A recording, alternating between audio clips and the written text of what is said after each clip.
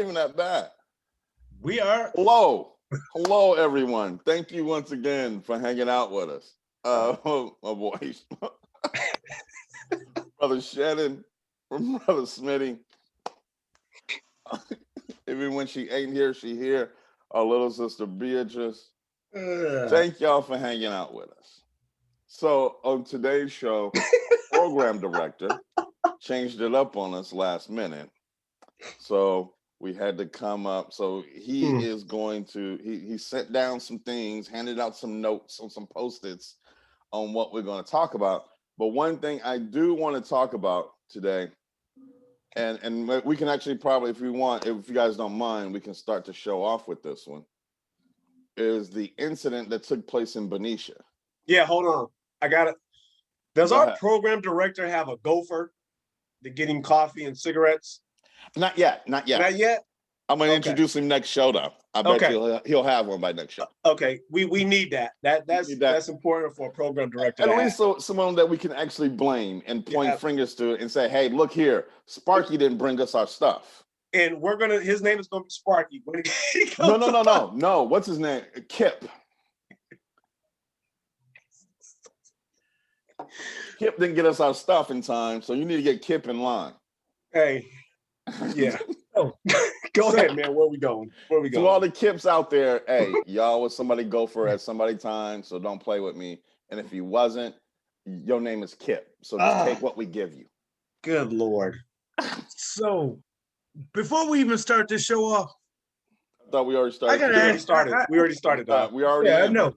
Yeah, I know we already in, but I have to ask you guys a question. What's that? I'm not going to put any names out there. Oh, Jesus. So this is okay. So officially, this is what we finna talk about. Go ahead, Shannon. Absolutely. Go ahead. This guy. This is what we're going to talk about. It just crossed my mind. But let me ask you: if you are tied to an email with like 6 other people, oh Jesus, and you bring up inequality, ineffective, and equity issues, you put it out there to everybody. Some people respond back to you. But one person, they email you directly with their concerns and their complaints. Would you put them on blast? Yes, I'm going to tell you why. Absolutely. Yeah, I'm going to tell you why. Because this is our show, and we can do that. We can do that. So here you go. Was it the panties dude? No, okay. It wasn't. Okay, that's a whole other story. We'll talk about that later.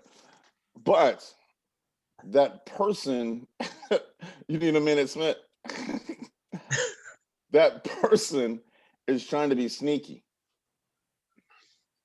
and trying not to get caught up and let everybody know that he decided, or he or she, whatever, let's just say them, it, whatever, decided that they don't want to seem as the person who's being a jerk about it or being racist. Because if it's an email about equality or equity, then why not just put it in there, right? I'm just saying, why would you have something that you didn't want the group to know about? Well, but you still want to be heard. So we can move on. And for our followers who faithfully watch our show, if you don't know by now, whatever Shannon tries to throw there at the beginning, talk about somewhere in the show. So, I said, this was going to be the topic. Best believe we are going to get to it. We're going to get to it. Smith.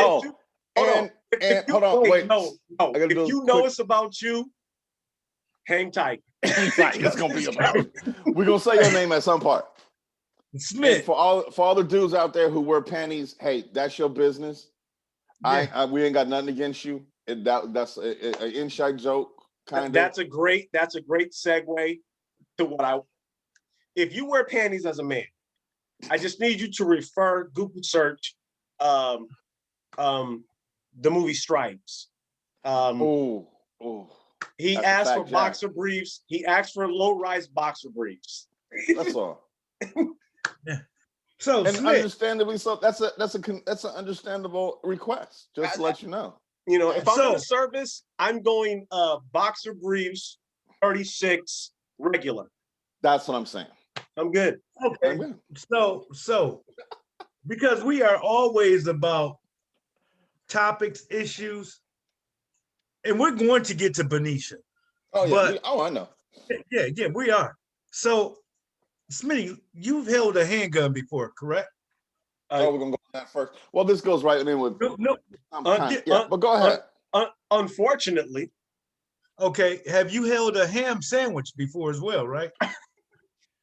You are my favorite person in the world right now. If my brothers from the nation is watching me, no. No. But I did have a tofu sandwich in my hand at one point. At one point in time. At one point. Okay. So you know the difference between a sandwich and a Glock. Oh, absolutely. Absolutely. So for all you slow people who don't know what he's talking about, the nation does not eat ham sandwiches. No, we don't. Okay. I don't know what that was, but it was something like Calzana. We don't. We don't. Yeah, we don't. 29 years of doing anything. If you're 29 years old right now, you know the difference between your foot and your shoulder. That's correct. Even if you're grabbing them both in the dark. That's correct. Right? 29 years of anything. You should know that, right, Shannon? Right? Yeah. Right? Just 29 years of marriage, you know the difference in your wife. And your side chick. Exactly. You know the difference. You know the difference. 29 years of marriage, even if your wife or husband has a twin, you know the difference. Absolutely. In the dark. In the dark. In an earthquake. My mother, my mother is a twin. Mm-hmm. My mother is a twin.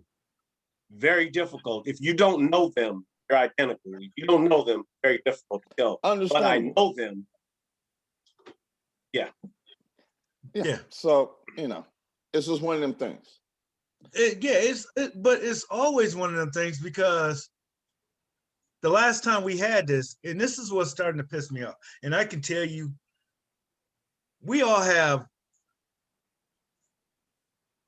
Fuck it. I just gotta say we that was quick. That was quick. I didn't know the F word was gonna come out this quick today, but that was quick. Go ahead. Record-breaking time. We have white people that we consider friends. We have white people that we deal with and call associates. Mm-hmm. Then we got those white people out there who are just so fucked up in the head, I choose to stay away from. Yeah. When you sit back, and I'm going to recall Oscar Grant. Mm-hmm. First thing that came into my head. First thing that came into my head when I heard the story. Officer Messerly. Before you try and connect these two incidents as being similar, there's a lot of differences. Hold on. And the reason I say that, was this Officer Messerly, was he wrong? Yes. Do I think he was scared? Do I think he made mistakes? I think he made a lot of mistakes and he's paying for them. I don't think he got the time. With this 29-year veteran of a cop, a public servant, she wanted to do this. There's a difference when you want to do something versus a mistake. And people need to know that. And this is not the first case in Minnesota. Philando Castile, licensed to carry a firearm. Get shot in his car. Shot in his car sitting down. Even after he said, I'm legally allowed to carry. Yes. Let me get my permits. Let me show you I'm legally allowed to carry. Dude, I'm sorry. Go ahead. Because I'm going to a thing. But go ahead. I'm astounded how the United States, and people run around and say they love this country, but in the United States is the only place where more Black people accidentally get killed by public servants than anywhere else. Now, Yeah, no, you're scary. right.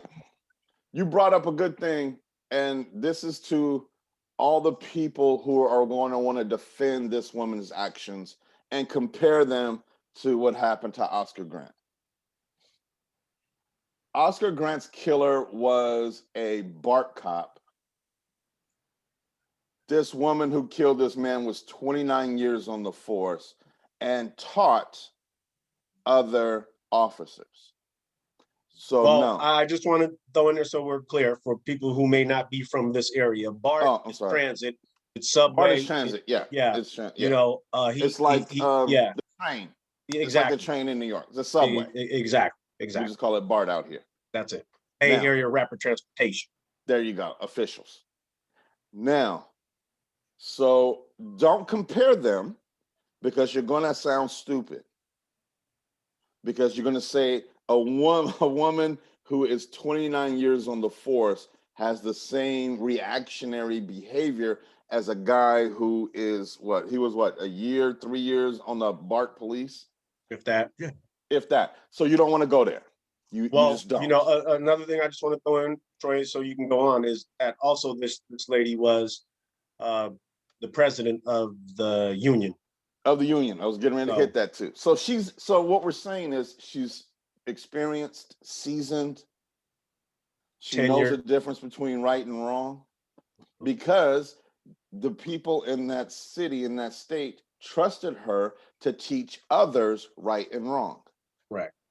Now, Tiffany, when this happened, Tiffany and I talked about this. As soon as it happened, we're talking, and I was saying that the funny thing about her grabbing her firearm, her sidearm, and yelling taser is what she should have done. Grabbing her Glock subconsciously is what she wanted to do.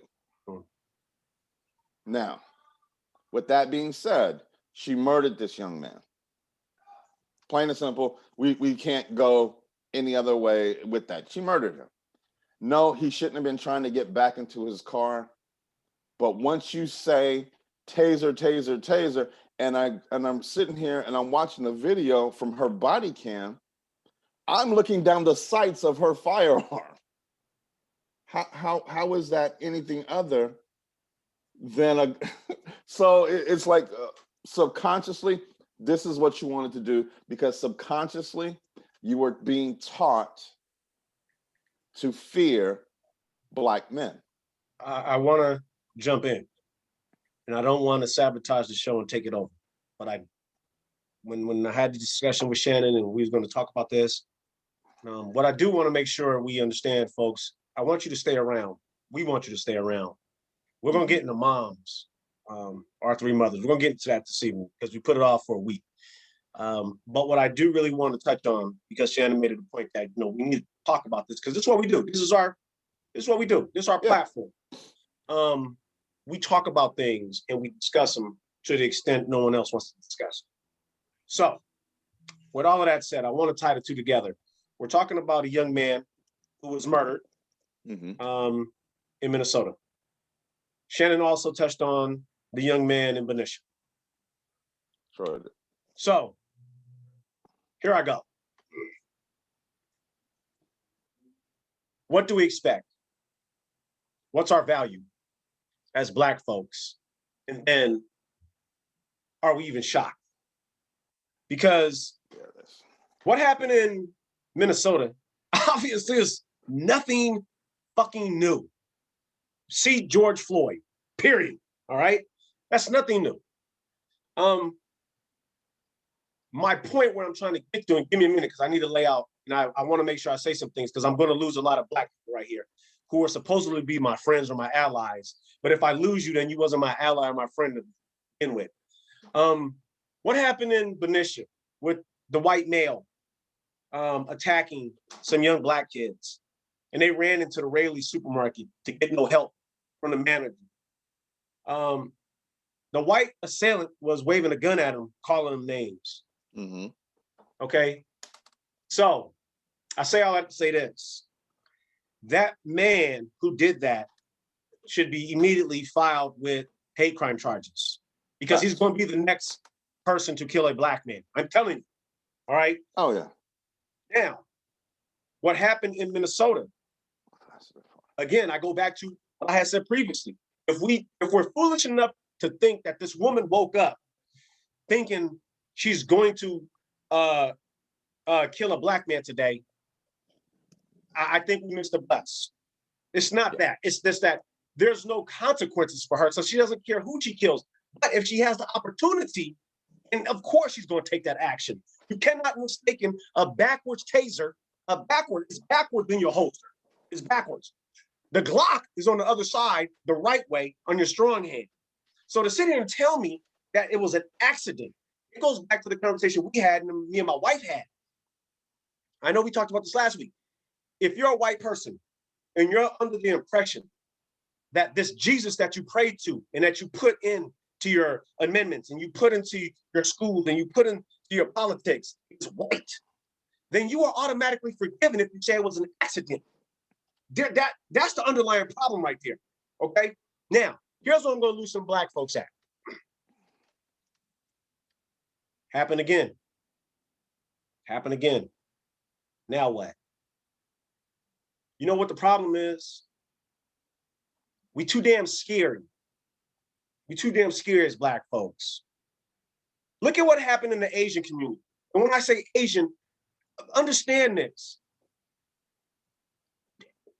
Asians are different. There's Thai, there's Min, there's Japanese, there's Chinese. But for some reason, we want to group them together. So they took that and was like, you know what? Yeah, let's bond together. We're going to be different. I know I'm Chinese. I know you're Japanese. I know you're Korean. I know you're Thai. I know you're Colombian or Cambodian. But you know what? For the greater good of all of us, we're going to be Asian. Now, after one, or I shouldn't say one, after a few incidents, there's legislation to say it's a crime to commit a hate crime against Asians. Niggas have been getting killed for hundreds of years. There's still no legislation against that because we don't come together. We don't support each other. I'm too busy being Muslim. I'm too busy being a Baptist. I'm too busy being Catholic. I'm too busy being this black. I'm too busy being that black. We can't come together for the greater good. And I'm saying all that to say this. When 2019 happened and we endured that, I didn't get one fucking phone call from any black person in politics. Not one. Not from Fairfield. Not from Vacaville. Not from Vallejo. Not from Sassoon. Not from anywhere. The NAACP president in this county didn't even know. We had to go get him. So do not sit here and tell me that you're upset or that your feelings are hurt or that you're pissed off. Because when the shit happens daily, we don't show up. Not near one black person came to my rescue. Not one. I don't care who you are in Fairfield. You call yourself running for supervisor. You call yourself a mayor. You call yourself a vice mayor. You call yourself a civic leader because you're a pastor. You this community activist. Where the fuck was you? And that's why we still have black people, black men getting murdered today because we don't stand up. And we don't show up. Because, oh, you know what? I had to go to work that day. You know what? I had this going on. Sorry, bro. Sorry, man. Handle that. Let me know how it turns out. That's why the fuck, again, there's going to be another black man murdered this year by the police. Now I said it. I don't care who you are. If you got a problem with it and you want to disown me, then, bro, it's no sweat off my back. But I'm always keep it 1,000 on this show. You want to stop this shit? Come together. Stand up. We'll put an end to it, but you don't want to because you're too busy on the fucking next bitch. You're too busy on the joyride. You're too busy going get some Jordans. You're too busy worried about every fucking thing but black people. Said that. Take your panties off and listen, because everything my brother just said is true. Yesterday, I had to be at work. Instead of making it to work on time, because I seen seven Vacaville PD around one black man sitting on a bench on the Alamo. Explain to me how come I can stop and intervene to make sure he stays safe, but nobody else can give a damn to stop. 7 white men, 1 black man. That doesn't look right in any scenario. In anybody's I don't care eyes. if they do got a uniform on. You Hey, know, you know what? Hey, Shannon, yeah, and I don't know if y'all can see this, but this is at Andrews Park. This is at Andrews Park. 4 Vacaville police officers harassing a black man with dreads. They yeah, had no reason to. I videotaped it. Me and Yeah. Dennis Green. Dennis Green's the same gentleman who Fairfield police apprehended for no damn reason other than he was black. But this happened that day. And thank God me and Dennis was there, and they eventually let this man go. But Yeah. they had handcuffed him. And he kept saying, what are you handcuffing me for? But there was nobody else around. No one took the time to investigate to see if this good brother was all right. That's our problem. So don't keep sitting here telling me you're concerned and you want to make a change. You want to kill all white people. Well, when the fuck you going to show up? You know what? No. Hold on. Smitty, you got it wrong. Hold on. You said something wrong. My bad. You let me just fix one quick thing. You said they want to make a change, and that's not necessarily true. They want a change. There's a difference. You're right, and you're right in the idea of what you're saying. We're not. Somebody had put on Facebook of, okay, all you Asian people, we supported you. Why don't you come now and support us? Why should they? We don't support ourselves. Exactly. We don't support ourselves enough, because every time, and we talked about this, Shannon, me and you talked about this. It was the lady who said, I got to get my job, ain't nobody, I'm only one making this money, so ain't nobody gonna make it for me. So you don't want your sons to be safe. And you're in a position to actually make a change, to actually do something, to speak up. That's why on this show, we push, get involved. Get involved. Shannon did it. Smitty did it. I do it. We get involved. And by no means are we trying to put ourselves on any sort of pedestal at all. Here's the thing that people need to understand. It's just a matter of getting involved. But people really need to understand, it's okay for you to be scared. It's okay for you to have that fear run through you. I'm not fucking invincible. But the one thing I know, and the one thing I will say because I live here in Vacaville, all Vacaville PD know is this going to take more than one for them to get me down. And they know I ain't going down. Ain't no backing up. I'm going to tell you. And if you're a man out there, you need to stand on your own too. If you're in the right, fine. If you done broke the law, don't resist. Don't resist. I'm going to tell you, if you broke the law, accept accountability. Fuck it, you got caught. Do your time, get out, live another day. End of story. Own that shit. Don't blame nobody. Yes. Don't blame nobody for your mistakes. Don't blame nobody because you got warrants, because you didn't want to show up to court. Don't blame nobody because you stole something, you got caught with it. Don't blame anybody. Now, if you do a crime, just stand up and take it. I'm everything I said, and then what you two gentlemen are saying is not condoning any law enforcement member murdering a black man. That's not what we're saying. No. That's not what we're saying. What we're saying is, if you do some shit, then you got to be prepared for the consequences. But at the same time, if some shit do go down and we are murdered, then we need to stand up and say something. That's what we need. We need to be a part of. We need to get up. You need to be a part of. And you don't necessarily have to be out there protesting. You ain't got to be throwing Molotov cocktails. You ain't got to be burning down. No, you can send letters. But you do got to get up and go vote. You got to show up at city council. You got to do something. Otherwise, it's going to keep happening. It's going to. It just happened again, a couple of nights ago in Chicago. And this is what I want to tell everybody. You've heard me say it before. We need, most of you guys, because I ain't gonna never call their ass, fuck them. Most of you need these public servants. I'm gonna let you know. Most of you need them. I don't agree with them, but most of you need them. I just witnessed, and here's the problem with what they try and do with the media. A 13-year-old kid in Chicago Oh, that little boy was got murdered. shot. Mr. Toledo. Yes, and they turned around and After said being he had. told. Go ahead. I'm sorry. Go ahead. Go ahead. No, they said, here's the problem I had. He had a firearm. No, I watched actual body cam of the cop. He said, hands up, stop. As soon as the kid turned around with his hands up, the cop Wow. shot him. That's murder. That's murder. And then had the nerve to ask him if he was okay. Where you hit at? And Shannon, Where you that's hit not at? As if he that- just didn't shoot him. and Shannon, that's not second-degree murder. No, that's first degree. That's That's first. first-degree murder. That's first. That's with intent. Yeah. That may first even degree be, murder. we may even look at the lines of premeditated here. And exactly. And that's where I'm going. That's I only said that to go back to Mr. Wright. That's premeditated. That's not manslaughter. That's not manslaughter. I'm sorry.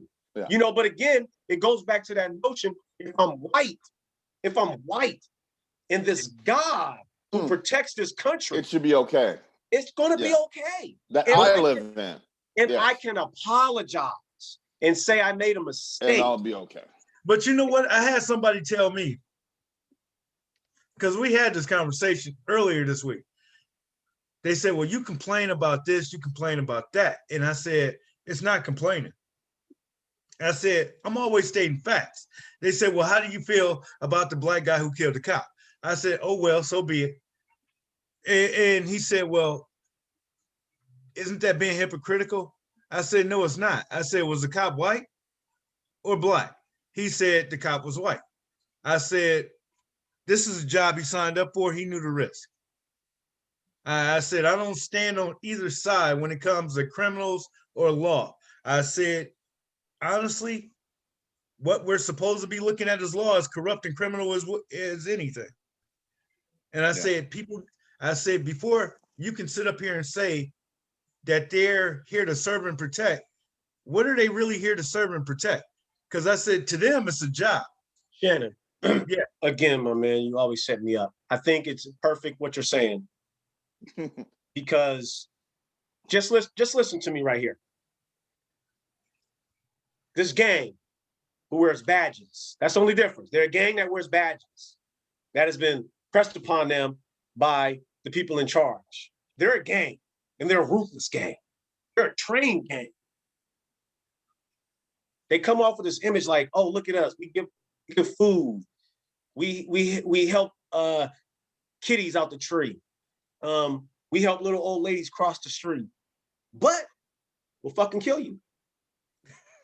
Now, look at gangbangers. Look at gangbangers. I know some gangbangers. I know diehard gangbangers.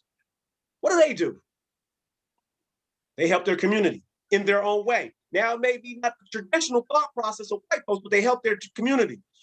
They bring in food. They bring in food to the old lady. We don't know about that because it's not shown. It's not shown. They're protecting their street or they're protecting their neighborhood. Hey, take care of Mrs. Clarence. I don't care if we're ruthless, we're SAG, we'll take care of Mrs. Clarence. You don't fuck with Mrs. Clarence. All right? But we'll fucking kill you. Two people. 6 of one, half dozen of the other. Come on, man. So let me throw this one at you guys. Let me throw this, because this is one other thing about this has been on my mind. The idea, and this is my thought process on this, the idea of this officer is subconsciously I believe subconsciously she grabbed her gun because that's in her mind, in her subconscious. It was a black dude that she had to kill because she was threatened. Regardless, it was a black man. It was a high energy situation. What do black people always do in high energy situations? They're a threat, no matter what. Now, I'm gonna defend her for a quick second with the idea of she's been taught to hate black people. She's been taught to, if you see a black man yelling, he's the automatic criminal. It's been pounded in her head for, let's say, a minimum of she's been doing this for 29 years. So she got in let's just say she got in when she was 18. So we'll just say 39 years. She's been told black people are a danger no matter what. If something happens, you fear them. You protect yourself at any cost because they're going to be out to kill you. Because that's what the media puts out. That's what we're being taught about black men and women, especially black men and Latino men. They're automatically going to go get you. You better protect yourself because it's going to come down to them or you. It's like, hold on, what do you mean? Well, if they look like they're reaching for a gun, they're probably reaching for a gun. No matter what. They've been told this over and over again. So in her mind, I'm going to say that kicked in. She grabbed her sidearm, but saying taser? That's your subconscious telling you that's a threat. And that's what you've been taught. And the scary part about that is this is another officer who was teaching other officers. So you have to go through all the ones that she's taught over the years and retrain them all. Well, what about this thought? Because I think you make an absolute valid point, and I just want to, again, just add to it.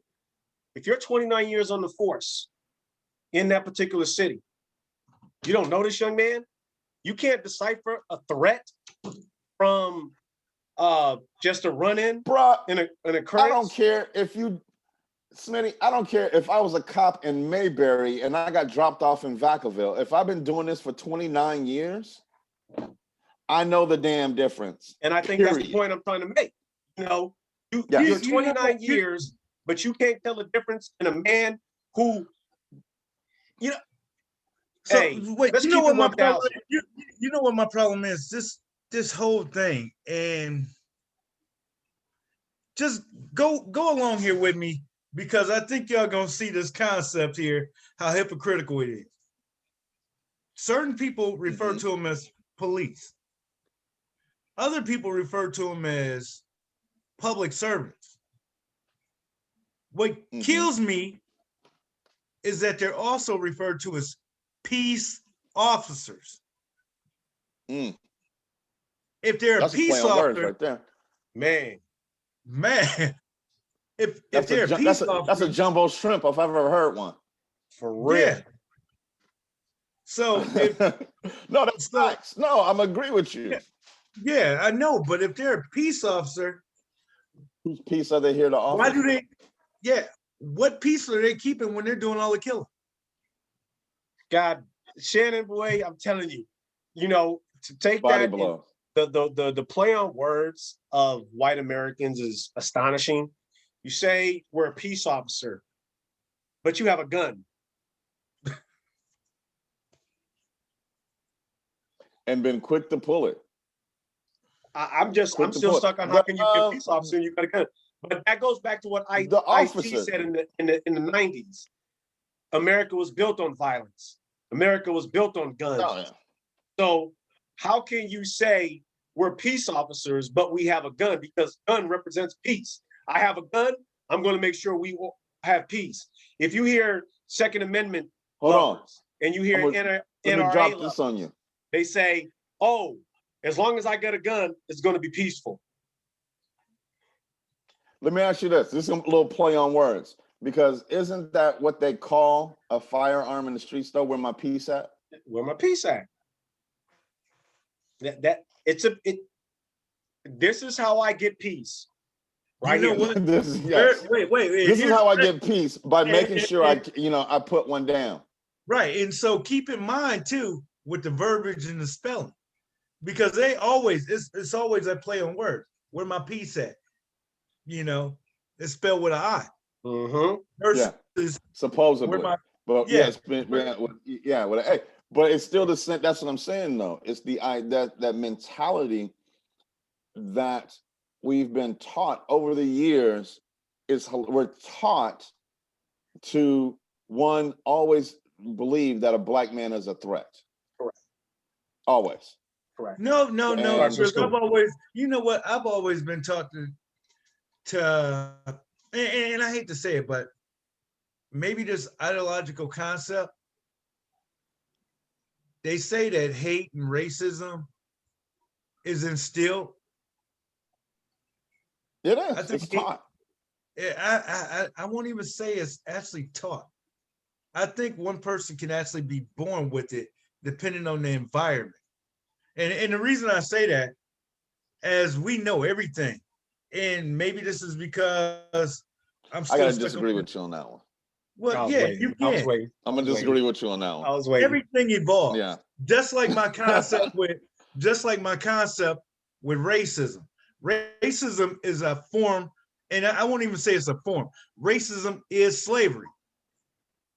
These so-called peace officers are playing like they're massa, and the black people are out there like they ain't slaves. So even though you don't understand KRS-One, in one of his songs, he did a This ain't play about- on words from listen to me, from Yeah, but overseer before you to say, here's the officer. problem. And here's the problem. KRS-One was a musician.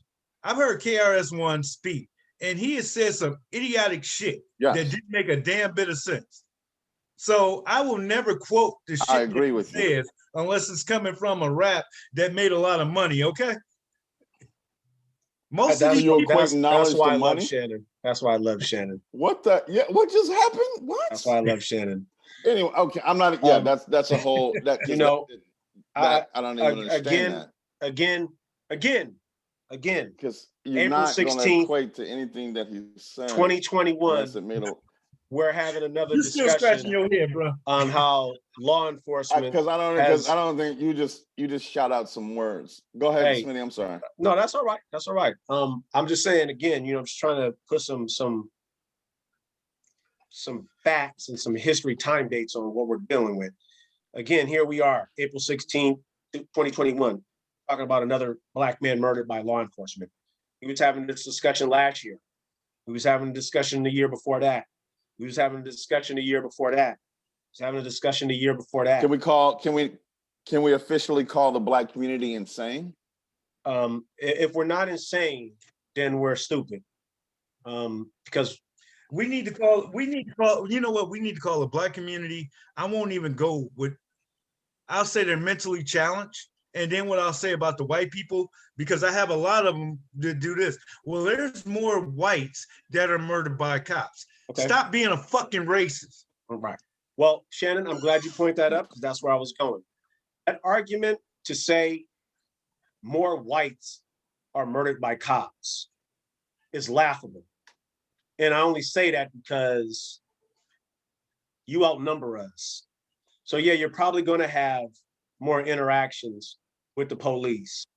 And on top of that, white folks was never enslaved. White folks was never endangered for any reason. White folks' families have never been purposely divided and separated and heaped on with burdens that they can never get out of. So whenever you come with that asinine story that a black man is only murdered by the law enforcement once a year, that you're okay in that. You're saying it's okay, you're condoning that it's okay. So I don't think I've ever said, or anybody that I know has ever said, oh, it's okay for the police to kill white people. I don't think we've ever said that. Because they only kill 7. Or they only kill 70. It's not what we said. But white folks are quick to use that. They only kill 1. What's 1? What's 1 less nigga? That's how it comes across. You know what I'm saying? That's how it comes across. And that's I don't like that thought process, because now you're just belittling our life. You're belittling the fact of so many more in-depth problems and challenges that we have, that we face. Real talk, we can't afford to lose another black man. That's just real talk. White folks, you can afford to lose one or two. We can't. We need everyone we got. So just to murder them at will, and I want to say this before we get into moms. This is what I want to say. It's not a big thing right now for white law enforcement officers to murder a black man. But just you wait. Just you Let him wait. kill a white dude? Let him, no, you're right. But let him kill the child of a congressman Oh. or United States representative. We're going to have every law in the book that we ever wanted all of a sudden get written in 3 days. All of a sudden. All of a sudden. Now, just we're going to keep it on this topic, and we're going to transition into mothers. Because I want to give a quick shout out to Casey Hanley of Benicia. She is the mother of one of the young men that was threatened, had a gun pointed at him, had doors shut down to these 3 young men, Rayleighs. Chris Abrea, I think that's how you pronounce it, the manager at Rayleighs, who told those 3 minority little boys just to, go home and deal with this with your mom, at home, get it out of my store. After these 3 young men, 13, 14, and 15-year-old boys, told this dude, hey, there was a guy outside who was pointing a gun at us and yelling at us with racial slurs. But Casey Hanley, she said, and this was on Andre Soto's show, good interview. She said, I am going to see this until the end. Outstanding. Whatever the outcome is, I am going to see this until the end. My heart goes out. That right there is what we're made of. To the end. Right there. To the end. end. To the I'm end. going to see this to the end. Because she's saying right now, and the dude who did it, Patrick Noblek, is out right now. He got released. So now her son is understandably going through a trauma. And matter of fact, Miss Stanley, if you hear this, reach out to us, and we're more than happy. I'm glad you got there, because I was definitely going there, Troy. Yeah, we're definitely happy to come and sit down with the young man, all 3 of them. And if they need help getting through this, at least trying to understand what happened to them, we're more than happy to come and sit down. But he don't want to go outside now. Yeah. Can you blame him? Look, no, not at all. Black people aren't meant to be in Benicia any damn way. But we're free to live wherever we want to live at. You see what he does to me? On the inside. No, because you know what? We're free to live wherever we need to live at. And as parents, I'm not gonna lie. If the father's in the house, I would be whooping that Rayleigh store manager's ass for not taking action and doing what he needed to do. And this kid that terrorized, the police should have kept his ass in jail. Fuck with mine and you're gonna find out. I'm serious. When it comes to our kids, y'all keep playing. And you know what? And I was gonna save this for city council, but fuck it. This was gonna happen. This was gonna happen. You keep killing people like you have been. And at some point in time, don't know when, I'm not encouraging it, white folks, I'm not encouraging this. But at some point in time, some black folks is gonna get pissed off and they're gonna commit open season on people who wear a badge. They're gonna burn it down. They're gonna burn this motherfucker down. They're gonna burn it down. And once that gets going, the crazy part, this is gonna be the crazy part, is you're gonna see a lot of white folks on our side. You're gonna see a lot of white folks on our side. And the problem with that is right now they too scared to come out and say it. But they know it's unjust when they see unjust. Oh yeah. They're gonna be on our side. Oh, yeah. So it's not. I want to make sure that that's clear. You keep allowing this shit to happen, and eventually, somebody's gonna get sick and fucking tired Just like myself. Yeah, That's it's why I going- do what I do. You heard Mrs. Hanley say she's in it to the end. You know what? Sometimes it takes something to stoke your fire. And then when it's And this, stoked, man, I'm saying it's gonna burn. And so, and this is what she also said.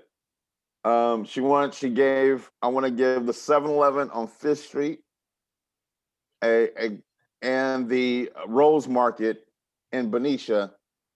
Y'all some racists because they also turned to rate her kids. Also, I want to give a shout out to, and this is all her stuff. She gave a shout out to Lieutenant Hart of the Benicia Police Department, who is like all over this. She said that he's doing a fantastic job of making sure that this young man is going to get prosecuted, and he's helping her out, and so on and so forth. let me say this. Are they racist? You know or what? Are they Before you scary? Are they racist or are they scary? It ain't even both. And I then think they're before racist. Hold on, because he gave a good question. That's a good question. I think they're racist because they are scared. Okay. And because that's the easy thing. And then that's the easy thing. You know what I mean? Look at Trump. Hold on, Shannon. Trump got all these people all up in an uproar by blaming a lot of these things on people coming across the border. He called them rapists. He called them bad people. He called them criminals. They're not sending over their best, was what he was saying. So middle America freaked out. But what is middle America? They're scared of black people. So for the most part, not all of them, but for the most part. So let me say this. And let me put this on your mind. Because I'll never give a shout out to one of these so-called public servants. I don't care, captain, lieutenant, none of them. And I would say nobody should ever give a shout out to them for doing their damn job. Because I do know this. If you tell them there's no such thing as qualified immunity, they're going to tell you they can't do their job no more. So fuck them all. Okay. So there was that. What? But white folks, we just want to borrow some brown sugar. Soft. Want to borrow some brown sugar. Can we get a cup of sugar? That's really just it. And he on a different thing right now. No, I'm not on a different thing. No. Hold on. But wait, actually, hold on, because we've had this conversation before. And we do have different views. Hold on. We do have different views up on every cop being a bad cop. Mm-hmm. That's one of the things that we completely have a disagreement on, because just for that terminology itself. Some of it I do agree with, and some of it I don't. I do appreciate the reason why, or the point that Mrs. Hanley was trying to make with shouting out this particular officer, though. Because it wasn't just a fact of just shouting out an officer. It was just to make a point that there is good people who do good things. Regardless if he wears a badge or not, he's acting as a good person. And I think that's one of the things we need to lean on. Here's the problem with that. He's only acting. Keep that in mind. Key word, acting. Because when it comes down to the criminal justice system and he has to start dealing with that prosecutor and that judge, we are still dealing with a white defendant here who will get better treatment than any black defendant. But that's not the officer's fault, though. And that white officer will go along with it. Well, so here's where I'm going. So what needs to happen, what should happen? I don't care who this white officer is. I don't even care who the officer is. It really is irrelevant to me at this point. Because of the passing of the Asian hate crime, in that Asian hate crime, it included Black people, LGBTQ. It included quite a bit of protected classes of society. So right now, he's being charged with DUI. He should be charged with a hate crime. No, yes. So this is what he is actually being charged with, more than just a DUI. It's something about brandishing a weapon, Right. assault, and so on and other things. Now, this is my biggest thing. It needs to be elevated to a hate crime. Absolutely. Because you can charge everybody with all of that stuff, but if you throw hate crime on top of it, then it's real. Well, so, and this is where I go back to everything about people being involved and then nothing getting done. If you just allow this to be charged as a DUI and brandishing a weapon, that doesn't stick to his record that he's a racist. When you throw that extra caveat in there that it was a hate crime, now that follows him. We know he's a racist. This is what we're talking about, getting rid of racists. This is what we're talking about when we're being transparent. You can't protect white males who are 20 years old and say it was just knucklehead. He was just being foolish. He was young. No. This is a racist motive intention. Okay. Now, the sheriff, Ferrara. Oh, that's right. Oh, wait, hold on. No. So. Oh, there he is. Ferrara, who is under fire right now for protecting his workers for lying, supporting 3%ers, and he then lied. District Attorney Abrams, who supports Ferrara, who also lied. Here we go. Here we go, Solano County. Here Where we you go. at? If you wanted something to get behind, here is your opportunity. You have a white male attacking 3 black males. No, Should be a hate crime. no. They weren't all black. Okay, 3 of them were. 2 of them. I think 2 of them were. One was Hispanic. Minorities. I stand corrected. I just want to make sure we stay with the facts. No, I stand corrected. I want to be fact checked. I don't ever want to give out the wrong information. Fact remains, young men of color were attacked. It's a hate crime. Yes. Now, if it's a hate crime, understand this, people. If it's a hate crime, it goes directly to the district attorney's office. She makes the decisions if it's a hate crime. In this county, she's elected. Ferrara's elected. He's the sheriff. Okay. Sheriff Ferrara's under scrutiny right now for protecting his 3%er. So if this white person gets off, don't be shocked. So you might want to show up and get involved now and make it a point that this is a hate crime. I have a little bit. Let me just throw just a little bit onto that. Go ahead, dog. Because you're saying protected as if he did something admirable. Okay. He lied to the public. He lied. And until he proves us different. And if he proves that, no, I do have documentation right here. They didn't get it, or KPIX said the wrong thing. If that happens, I will retract that. But as of right now, just as of right then, when he said, no, hey, I checked on hey, I talked to my guys and I cleared that up, and we don't stand for this and we don't stand for that. But it comes to find out you lied to the people, not just the black folks. What's that? As parents, as a father, you got 3 kids. You got 3 kids. Uh-huh. A window is broke across the street. Yes. That homeowner comes to you and says, hey, one of your kids broke my window. You say, wait, I talked to all 3 of my kids. And they said no. What you're talking about? I am protecting my children. My children are innocent. I may be lying through my teeth because that middle one who always doing something, did this again. But these are my children. I stand behind them and in front of them in danger. I am protecting them. That's why I didn't want you to continue to use that word. Because he's not. I know for sure as a father, my youngest one did it. Will willfully throw a fucking rock through your window. But without hesitation. In this case, they didn't do it. They didn't do it. No. They didn't do it. Well, that's that. Because you're coming in and blaming my kids for something. Hey, we wasted a lot of energy on racists.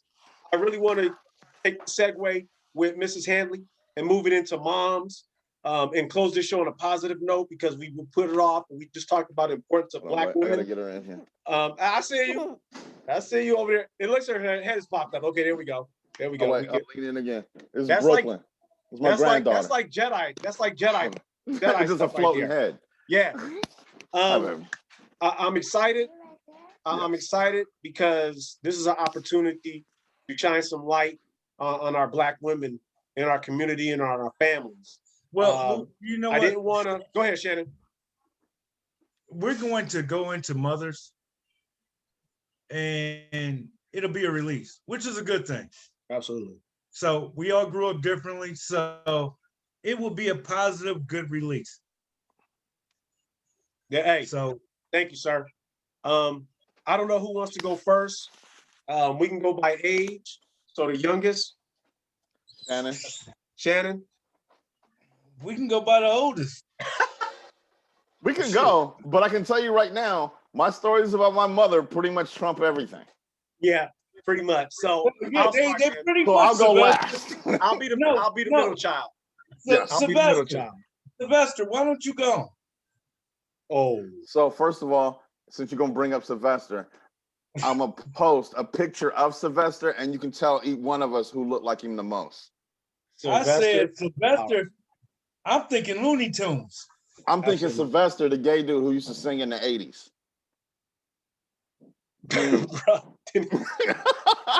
That's what the old dude comes with. Don't play with me. Okay. So I'll go first. No, I'll go first. My mother is probably the best. One of the most. The best. Yeah, she's the best. Yeah. But one of the probably most complicated people you'll ever know. She had me when she was 17. She grew up. I was born here in Vallejo. She has given me so much information about life. Now, with that in mind, I'm going to tell y'all something, a real quick secret. For all you men who say, well, a woman can't raise a man, test my manhood one day. As I'll tell you, my mother raised me. She told me, she raised me to understand what it means to be a man to a woman. She raised me to understand to treat women as equals. Because there's no reason why I shouldn't. She told me something that will forever be chiseled into my brain and gives me complete perspective that I will always have to the day I die. And Smitty, I told you this story. It's the sheep. So at one, what's happening? You see, you got a bump. I'm sorry. See, so we was talking about the ones who we know would throw the rock through the window. This one right here. Say hi. This is one of my grandsons. This one, rock through the window. Absolutely. Absolutely. After with, hey, what you, they hey, all what you come say? back. Hey, what you say, Troy? What you own it? Just own it. Just own it. Just own it. It's okay. We'll get past it. I'll pay it off. We ain't tripping. But I know you did it. So my mother, whose name is Linda Diane Goss. Google her. So you know what? Real quick, not to cut bro, you cannot interrupt me while I'm talking about what are you doing? Dude, I had to come back. You just sat down and going to interrupt me? Yeah, I had to come back. Go ahead, Shannon. Please. Go ahead. Dude, you don't want me to go there with you. So go don't ahead. ever. I'm talking about my mother. Hold on, let me get this straight. I'm talking about my mother. Had a hard time giving birth about mothers. She probably had a hard time giving birth to your big ass. That's what you gonna come back with? You simple-minded Neanderthal. That's the best you can come up with, you rude bastard. We're having a conversation and you're gonna come back with a joke? Really? Go ahead, Shannon. Let's talk about your mom now. Go ahead. I'll I'm go not last. next. Go ahead. I'm not next. Oh no. No, oh no, Chocolate Thunder. You go ahead. Chocolate Thunder. You put Hey, yourself out there, but I'm trying. We in a Hey. segment about mothers. You gonna interrupt me? Go ahead. We cannot come back to that, Troy. So you're gonna have to finish up on that. Go ahead, Doc. Oh, bro, nope. I'm Okay. done. So here we go. I'm done. Here we go. Ahead, Smith. First of all, Miss Linda, thank you for giving birth to the good brother Troy. Phenomenal young man. And Miss Hanley and Benicia, respect to you, young lady, for sticking it to the end. Facts. I tell this and remember, story. once again, if you need help, please reach out to us. Please. Absolutely. We will be there for your son or whatever you just reach out to us. Go ahead. I'm sorry, Smitty. No, it's all good, bro. No, I think that's important that she knows that and she hears it verbally expressed from Black men that we're here. Because I think it's important, and she's an example of what all Black mothers are. And I tell this story because it's important to understand how moms are, especially Black moms. My mother went to court. Well, I was supposed to go to court. And she was like, I'll go with you. I'm like, Mom, I'm a grown ass man. I don't need you in court with me. She was like, no. I'm gonna go to court with you and I'm gonna talk to the judge. And she came and she showed up at court. And they wouldn't let her talk, of course. But that's the extent of the Black mother. Yeah. A mom is there for you to the end. She has no heartbeat, and then she's still there. A black mom will tell a judge to his face or her face, yeah, you might have video of my son shooting that man, but he's not the shooter. I don't care what Black mom, she's going to go with that story to her grave. That's the importance of Black moms and how they raised us. To Troy's point, my mother was a single mom for a long time. But you test my manhood if you want to, that a Black woman can't raise a man by herself, So my mother, she's on my arm. I lost her in 97. I didn't lose her. I lost her physical presence. Marjorie Crum, one of 16 kids that my grandmother had, they know poverty. This shit we talking about now is not poverty. Because you live in the projects, it's not poverty. Because you gotta catch the bus, it's not poverty. Because you get your clothes from Payless, it's not poverty. What my mother and my aunties and my uncles went through is poverty. Sharing shoes, sleeping in a house with broken windows, eating oatmeal every day, not knowing where the next meal is coming. That's poverty. All right. So my mom did all of that. And then she had me 13 years later after having my sister. So I was an accident. I was a whoopsie child. So my mom was well into her 30s when she had me. And now she's going to try to raise me in East Oakland by herself with a bunch of fucking buffoons. I share this story with my mother's tenacity because I think it's important, and then I'm going to pass the mic to Shannon. This is what I respect most about my mother is her tenacity. You can talk about strength, you can talk about education, you can talk about loving and smiling. My mother's tenacity was unmatched. And I watched her get thrown out of a van. They swiped the van. My mother got thrown out the back window, face first into a fire hydrant, knocked out all her teeth on a Saturday night. Sunday morning, she's eating barbecue ribs with stitches in her tongue. That's savage shit right there. Let me get a toothache. I'm eating ice cream for a week, right? That's the tenacity my mom had. I remember her coming home and she said, take my shoes off. I take her shoes off. She's got bread tie, those middle twisty bread ties for her shoelaces. And I say, Mom, why you ain't got no shoelaces? She said, you want to eat, don't you? I never thought in a million years I'd meet a woman with a tenacity like my mother.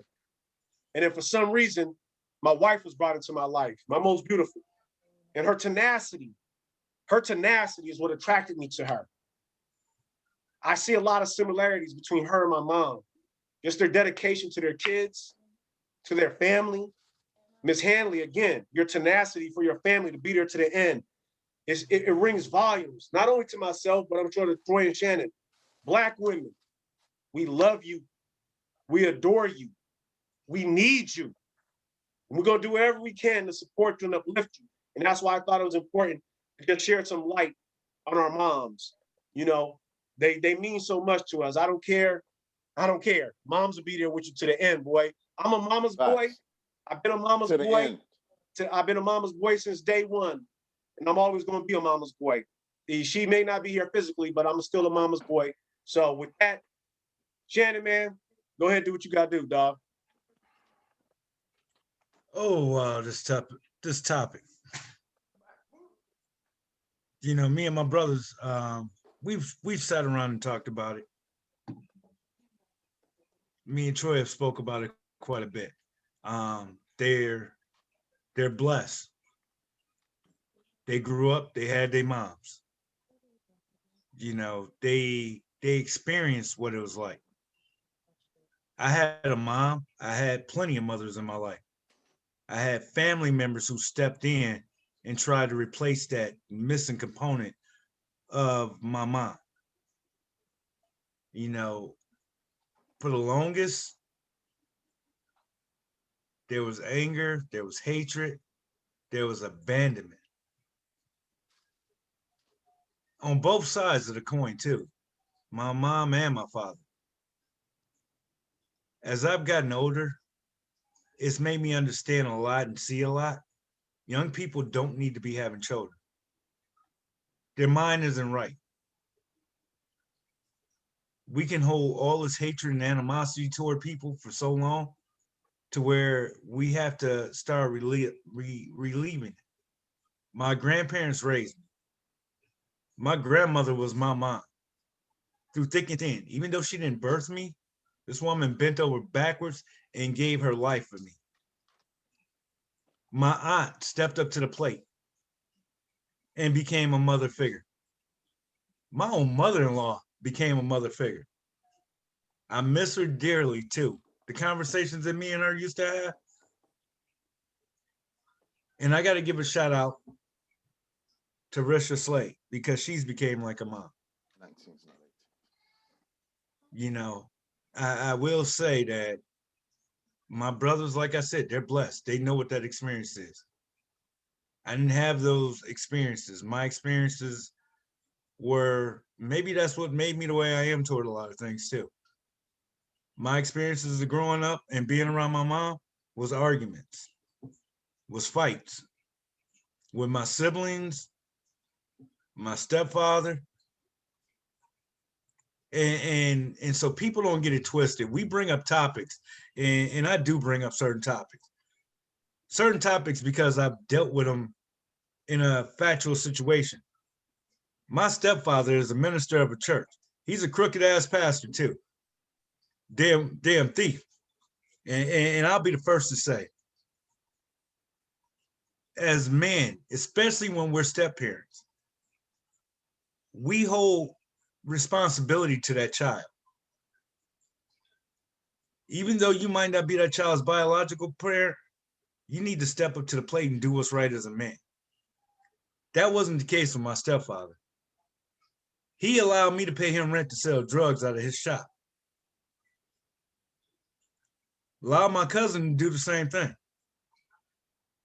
As soon as I got ready, got arrested, and got ready to go do my first prison bit, he was the first one there. Oh yeah, he used to have all kind of money. Where was your ass at when you were needed the most? If you wouldn't have went and told my mom, and my mom in turn told my grandparents, maybe shit would have been different. But you know what? I'm where I'm supposed to be at now in life. So I'm going to say this. We have strong sisters out there. I'm not taking anything away from them because I've seen plenty of single moms out there get up and do the work that's required to raise young men. I hear people all the time say, well, I didn't have a dad, so I couldn't do this. You have people out there who have PhDs. You have people out there who own companies without parents that are doing phenomenal things in this world. It's not about who you have in your life. That's so important. It's about what they're doing to improve your life. You know, and like I said, my hat goes off to our sisters out there that's doing the right thing. And I'll be the first, I'll be the first one to tell you. When it comes to some of these baby mamas, so all our male guys out there that got kids, I'm right there on you. And the best advice I can ever give to any of y'all, buy a boat. If you live in California, go buy a boat. Got baby mama problems, buy a boat. Scott Anderson. Okay. No. Scott Peterson. Is that what you're going for? Peterson. You know, I want to touch on something really quick. Troy, please, let me just please jump in. I know we up against time. But Shannon, my man, thank you for your transparency. Thank you for being vulnerable. This is what we talked about on the Black mental health, man, as we talked about a couple of weeks ago. Some of this shit ain't easy to talk about, you know, but thank you, bruh. Bruh, I appreciate you sharing that to the people. That's some shit people don't talk about, you know? So it's not easy to say things like that because we don't think it's normal. But you know what? It's normal. Everybody, if you're listening, that Shannon's normal. Whatever your normal is, that's fine. You know, if you have mom and dad at the house, if your auntie raises you, if you're adopted, that's fine. Embrace that normal. You know, it's cool. And that's why we're here having these conversations. Because if Shannon can do it, damn it, you can do it. You can talk about it. You can get it off your chest. You can live with it. You can thrive. Look at Shannon. You can thrive. Okay? It ain't easy. I'm not saying that. But I'm saying it can be done. And then the other real quick thing, Troy, and I'm gonna let you know is I gotta disagree with one thing that my good brother Shannon said. And that's that word step. That's a word I don't use. Yes. I had a man come into my life my mother married. He wasn't not my father. But I held every animosity that I had for my father not being there against this man. And I wished evil things on him. I didn't like him. He didn't do nothing to me. I didn't like him. And he died in his sleep when I was in the 9th grade. I didn't even have no feelings. I was just like, man, whatever. I ain't never told this to anybody. But I remember asking him when I was little, man, I don't want to call you dad. And he was like, no, you know, call me dad. That's the only thing he requested from me, just call him dad. And I did. I didn't want to. But it fucked with me, it hurt me because that's not my dad. But anyway, when he died, I was like, okay, whatever, I'm moving on. And then when I got into my relationship with my most beautiful, she brought her son in. He was about 1.5 years. I made it a point with this young man who was my son. He's my son. That's my son. That's my son. I've never called him my stepson to nobody, and I never will. I don't believe in that word. That's my son. But I also gave him the opportunity to call me whatever he wants. You don't call me dad. You call me what makes you comfortable, you know? And I want to stress that to people. Don't use that word step, because now we go back to segregation. We segregated this particular person from the part of the family. You're a whole part of this family. You're not a stepdad. You're not a stepmom. You're not a stepsister. No, you're my son. You're my dad, you know? And I'm going to end with this. It took me till I was about 40 years old to reconcile with myself how fucking fucked up I was for hating that man just because he wasn't my father. He never beat me. He never put his hands on my mother. All he did was buy us a fucking house. He held a job. He made sure I had food. He made sure I had clothes. It's the only thing he did. That's the only thing. Let that sink in. That's the only thing that man did. But I was so mad at him for making me call him dad. It is. It's one of those things that you're right. We can't call our children steps because it becomes a thing. Well, these are my kids and those are her kids. Absolutely.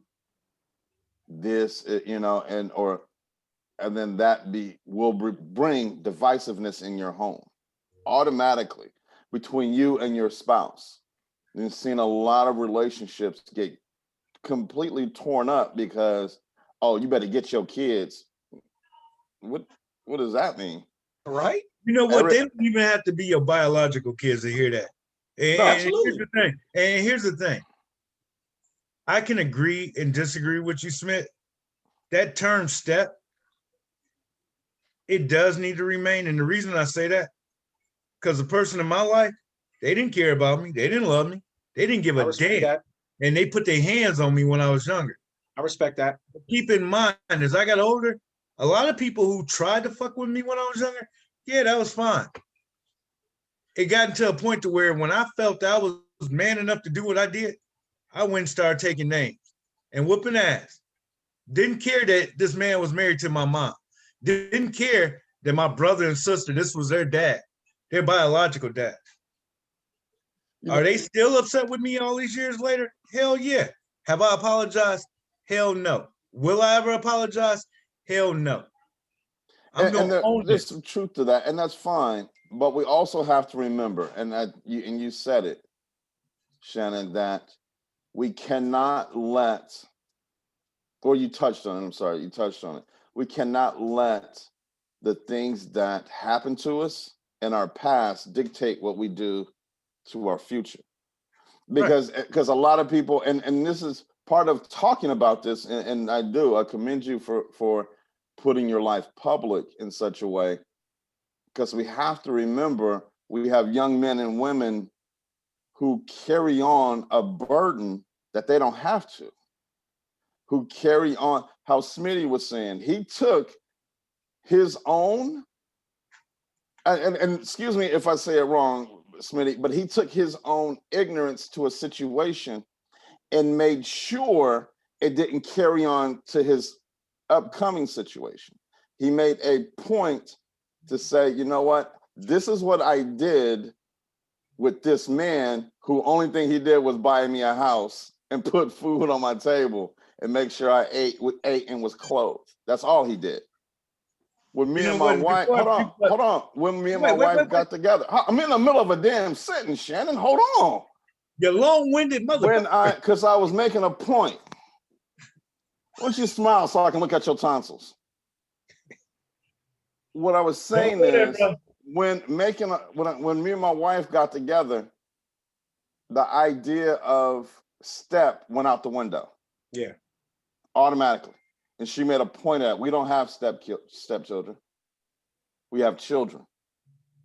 And that's who we are. It's our family. So, you know, and to this day, I tell people, and everybody knows Madison. Tiffany didn't know it, but when she had Madison for me. And we talk about her a lot.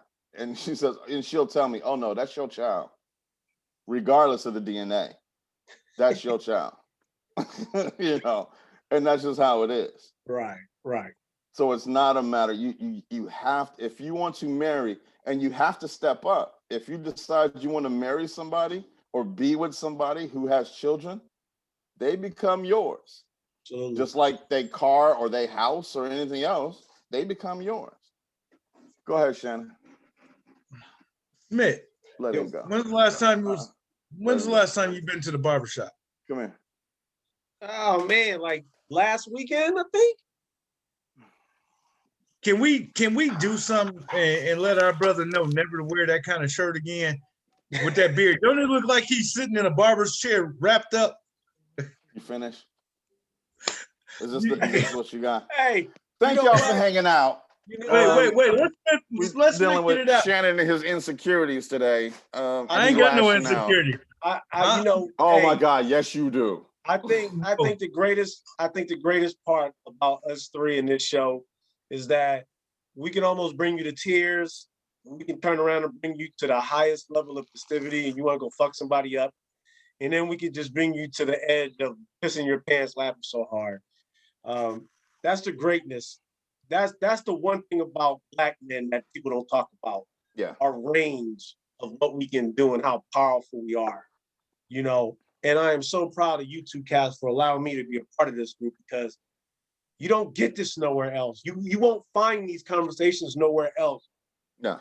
where we can go from talking about racist ass human beings to wonderful and powerful moms. And I think that's incredible now. And I just want to point that out. You know, yeah, Troy, you probably shouldn't wear that shirt ever again, but that's none of my business, you know. Probably. But no, yeah, again, man, I'm just humbled to be with you two guys to get this out. I think we're doing a phenomenal job. And I want to say this before we go. You know, we had some things happen this week in our little area where some of the work that we do got quantified. We got some phone calls. We were involved in some things. And the three of us had our own little conversations. But really, at the end of the day, what we've done is taking hold somewhere. And it ain't gonna happen. Change ain't gonna happen overnight. We know that. No. But there is a slight movement of some things happening because of some of the things we've done. And I'm proud of that. I really am. From the bottom of my heart, I'm proud of that. Yeah, you may not like the way we say things. You may not like the words we use. You may not like being called out. But if we don't do it, then who will? You know? And yeah, I'm so proud of us and what we do, and I thought this was a great show, man. I was looking forward to the show. Yeah, you know? and you know what? And I like to put this out there to our viewers.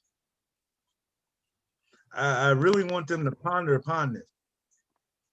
And all our viewers know how to contact us on our Facebook page. They know how to contact. Yeah, PR guy. They know how to contact. They know how to contact the PR guy. They know they know how to comment in our YouTube section. I'm going to put this call out there. We can't get everybody, but our faithful viewers out there, if you would like to be a guest on our show, reach out to us. Have an open dialogue, open conversation with us. Let's talk about issues that we face in the community. Let's draw more attention to it. You know, we've had city council members on here. We've had people I prefer not to say shit about on here. But I'm sorry, wait, there's someone who you don't want to say something? Wait, who? Right. What happened? Yeah, no, I think it's important that you guys understand that we try to talk on topics that's relevant. We prefer you to be involved, you know, and but at the same time, what I've come to find out is a lot of people don't want to be heard. They're conscious of themselves speaking, being in front of people, and that's fine. And that's so if you want to send us an email, text, or whatever, you know, we can do that too. We can touch on that. If you want to put something out there, if we haven't hit on something that you think is important, or you know that you need to have talked about, and especially for, actually I can't say especially, wherever you're at, because we talk about topics that are pretty much worldwide, I think, and that at some point in time, I mean, men's trauma, I mean, please, you know, that's definitely something, you know, police harassment, that's definitely something, police shootings, we're all touched by that. We touched by everything. I think everybody, we try to cover and help everybody, at least inform everybody, and give everybody the understanding, the idea that, you know, Black men can't sit down and talk and be together and, you know, not make it about them, but have it always be about the cause. And Troy, to agree to disagree, like Shannon said, we, you know, with the word step, you know, and just our different understandings, and that's cool. Right. You know, I think we got to say that. So I just want to show down with one of my solutions for the week. One of my solutions is stop judging people on sight. I know that's difficult. I know that's difficult because we're bombarded with images and words are used to incite a specific image in your mind, you know? So I heard a gentleman on Fox News. I watch Fox News because I like to hear what everybody got to say. But he doesn't even live in California, but he's some kind of talking head. And he said, oh yeah, well, California is implementing a Black Lives Matter studies program into their curriculum. And he is so far off base. It's not Black Lives Matter. It's ethnic studies. And I wish he would say that properly. But he said that purposely to get his followers to believe this notion that it's a Black Lives Matter movement, knowing that Black Lives Matter, just the phrase itself, causes animosity for some people. So understand, let's stop focusing on the on-site prosecution and look at some of the things and how they're delivered. And then use your own intellect to research and understand those words and how they're delivered, and then make a thoughtful, researched comment or debate. Yeah. Yeah. I agree completely with you. My solution is usual, but you know what? And me and my brother Troy had this conversation, so I want to leave the viewers with something to think about. Since I'm on this evolution kick here, Darwinism's theory that we evolved from ape, and me and my brother Troy spoke about this last night. My problem with evolution, and we can go into more detail on our next show, is because the reason I have problems with it is when they refer to black man, they refer to us as coming from ape. When they refer to white people, they refer to them as coming from the Caucasoid Mountains. Here's the problem with that theory, though. Darwinism, and this is what I would like for people to do.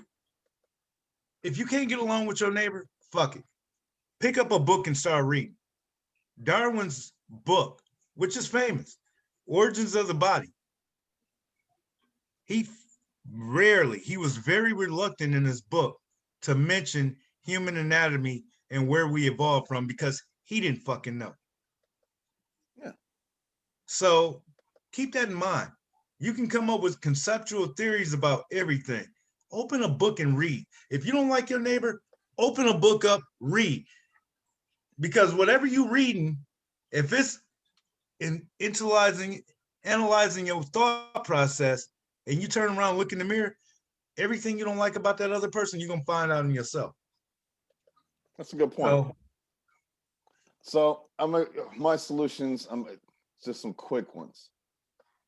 And it is just touch on Shannon's. If we evolved from apes, why are there still apes? I never understood that one. To Smitty's point, there was something that you were saying that I wanted to touch on. I forgot what it was, but it's the idea of, I do want people to understand that Shannon's an idiot. This is one of the reasons why don't put everything on an education. So, but we are put everything on an education and put everything on an HBCU. I'm flabbergasted that Troy had I'm flabbergasted that Troy had to put his glasses on to get his memory back. Actually, I still can't remember what you had said, but I really wanted to touch on it. And got a lot of room up there. Because it's stupid. Yes. And you're running out of it.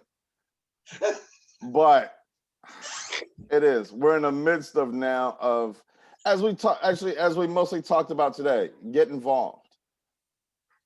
You have to be involved. If you want change, you have to be involved. Really, Shannon?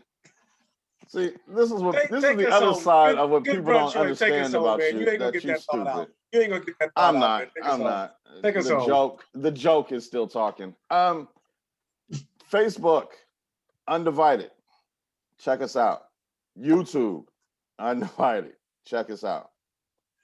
Like you were saying before, our email address. Oh yeah, Undivided. What is it? It's undivided@gmail, right? It's Undivided. It's a movement at gmail.com. Undivided. It's a movement at gmail.com. PR guy. Send us. Hit up the PR guy. Don't talk to nobody else. Hit up the PR guy, and your stuff will get passed on. Oh yeah. Oh yeah. It'll get passed on. It'll get passed on.